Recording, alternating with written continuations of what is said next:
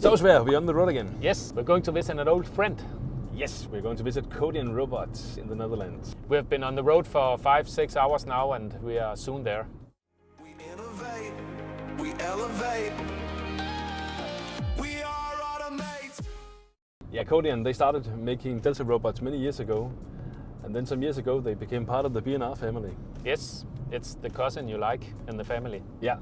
Before they were part of the family, they were also using B&R motors and servo drives for controlling the robots. The unique thing about Codian is it's super flexible. You can use it for almost any pick-and-place task. It's easy to understand. It's robust mechanics, clean design, hygienic or non-hygienic. It's up to you.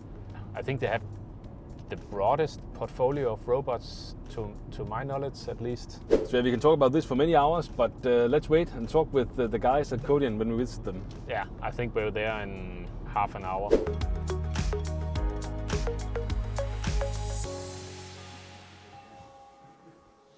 Welcome, guys. Hi, Ricardo. Took you forever to get Yes, it was a long trip from Denmark. Welcome. Should we start with the factory and see what's going on inside? Of course. Let's go. Follow me. A robot coffee table. So this is our testing, or more or less showroom area, Yeah. where we have different types of control system operating the mechanics. In the corner here is where we do the MCR tuning. But tuning, what do you mean about tuning? So we set all the limits for the robot mechanics already on the B&R.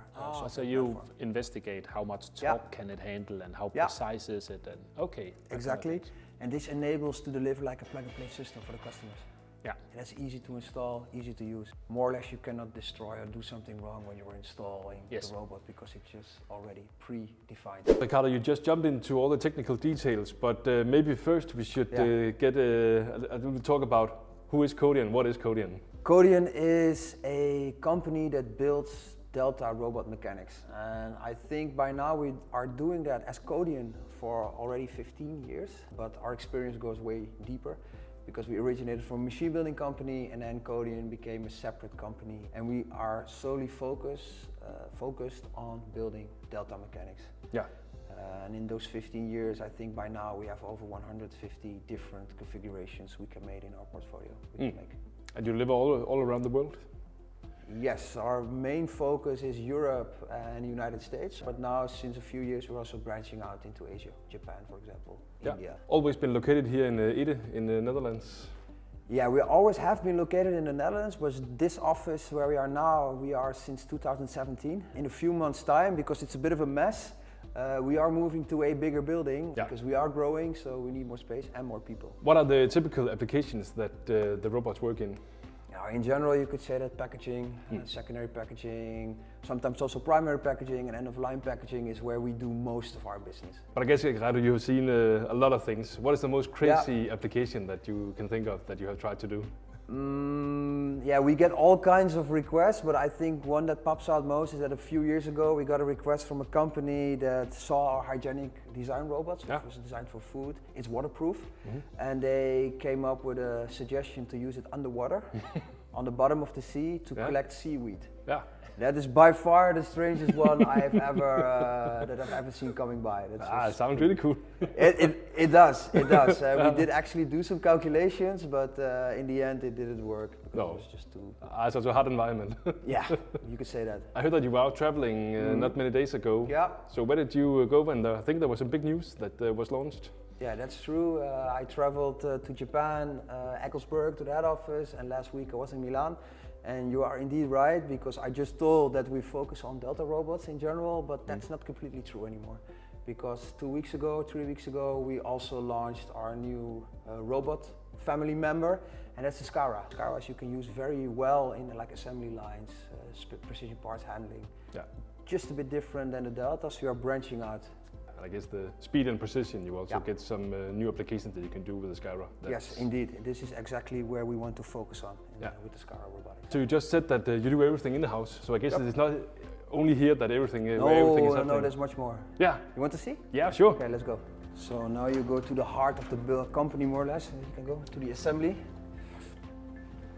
On the left here, right, sorry, this is where we glue all arms And as I said, we are moving, so everything's packed already, but this is where we assemble and glue all parts that need to be glued. This is specialized with climate control and moist control to ensure quality.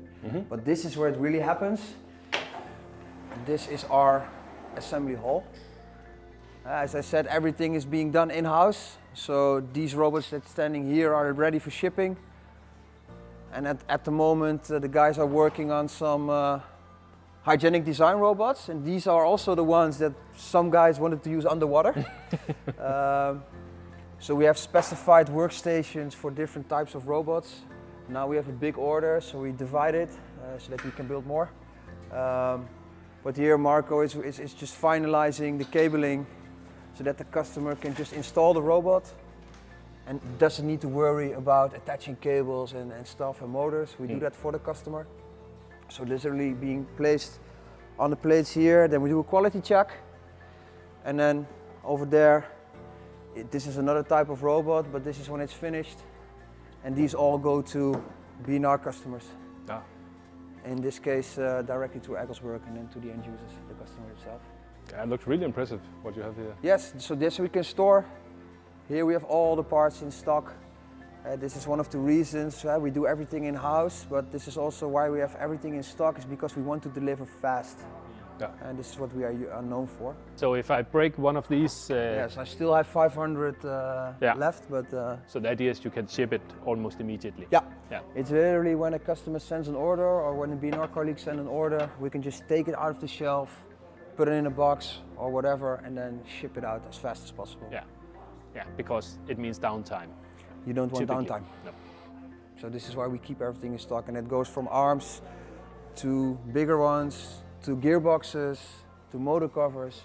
Any spare part or part that needs to be or can be changed is lying here in stock. Yeah, but I guess it's also down to the design of the robot that you have minimized the number of parts. I guess some of the parts are the same part on different robot models to reduce the number of parts. We have a term for that inside Codian, and it's called standardized customization. It's a bit of a made-up term, but what this enables is that we can use parts for different models on each other. Different rotation parts, different arms, it's all interchangeable. This also enables the many configurations we can make. Ordering spare parts from Codian is like ordering new brake pads for your car. It's something you do on a daily basis. Yeah, it actually is. It's a good comparison. I think on a busy day, it can be easily that we have like 20 spare part orders we ship out, all out of stock. Mads, one of the typical spare parts for such a robot we have here is a broken arm. If it hits something and it's destroyed, then you need to replace it. I have heard that it's really easy to replace it. Are you up for the task to try? You've never done it before. How about I remove it and then you put it on again? Let's do it.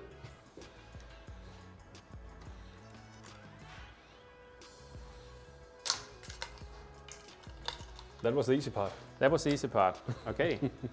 Let's see if I can put it on.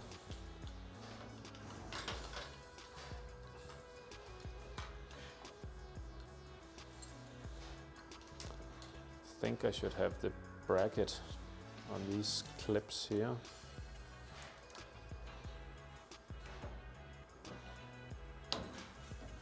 Voila.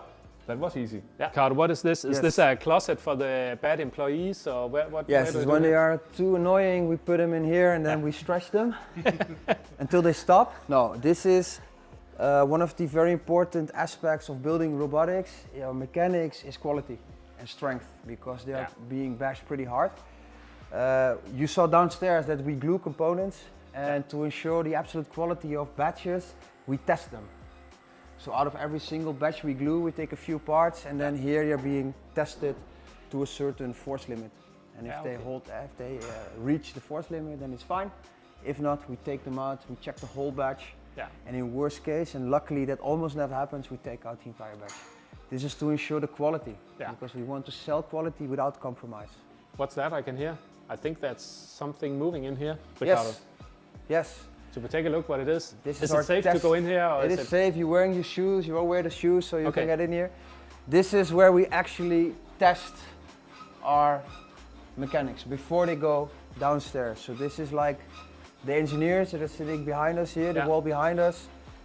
they design, draw, and finally make the physical product. Yeah. But before it is actually a sellable product, we need to do extensive testing. And this is what's being done here.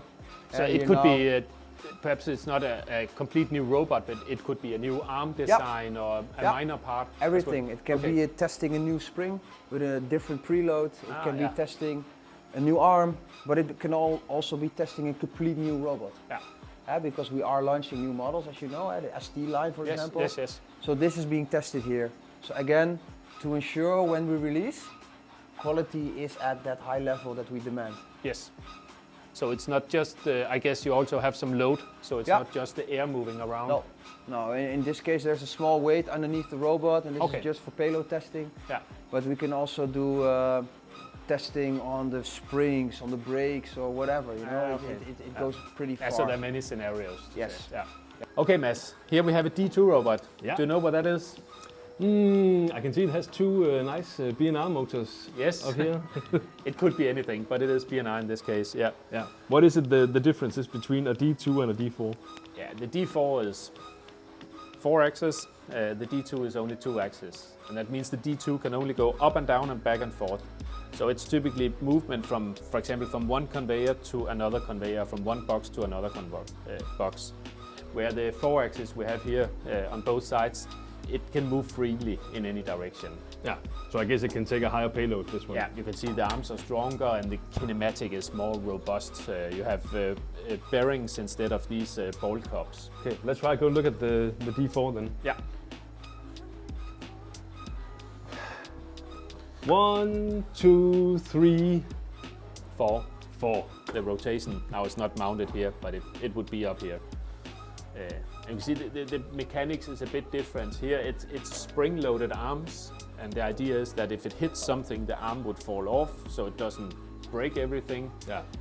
But of course, one of the downsides is it's not so stiff as the D2, which is steel axis and bearings bolted together.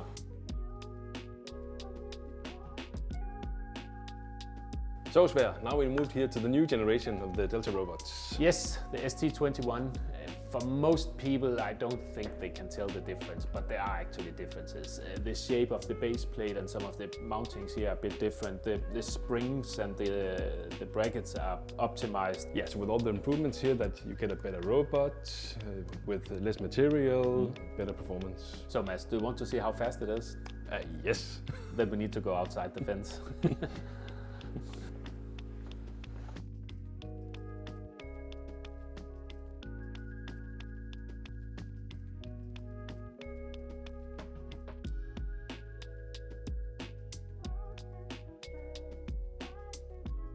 So Sver, this is something different. Yes, we have seen the 2 axis, the 3 axis, the 4 axis, the high-speed movement.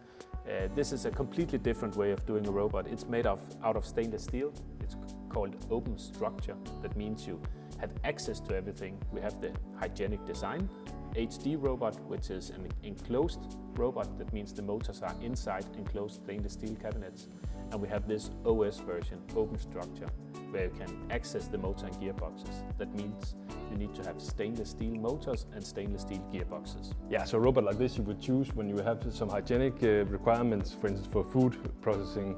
You would choose a robot like this. A typical requirement in the food business is that every evening or every night you need to clean the machine with high power water jet. Yeah, wash down. Yeah, with some soap in, so it's quite aggressive environment, and that's why it's made in this design. It can withstand these demands you have. Yeah, without breaking the robot. Yeah. So Sver, here's some really nice HD robots that has been packaged and ready to be shipped. Yeah, you can see here the tubes. It's because it's actually standard motors you have inside. It's just painted aluminium motors inside a stainless steel housing. Yeah. So it's whatever you prefer. Do you prefer the open design with the stainless steel motors, or do you prefer this closed design with standard aluminium motors? But it's nice with the gaskets and everything here. Yeah, it looks really nice. Thank you for the tour. It was really nice to see. It was my pleasure to show you around. Yeah, it's really exciting to see where all the magic happens assembling robots. Yep. It happens here. Yeah. In Ede. Yes, well, Carl, if you could just continue your work, then Yeah. Sven and I can figure out how we can get this into the car outside. This nice That's coffee okay, table. We really want that. That's fine, but should I just then open the door for you guys? That's If easier. you can do that, that Yeah? would be much Okay. easier. That- Much easier. Fine. There you go, guys. Thank you. Thank you. Take care. Drive Thank you. safe.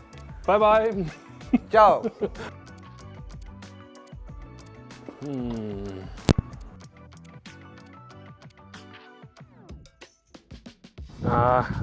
Sven doesn't think that it fits, unfortunately. Maybe you need a bigger car.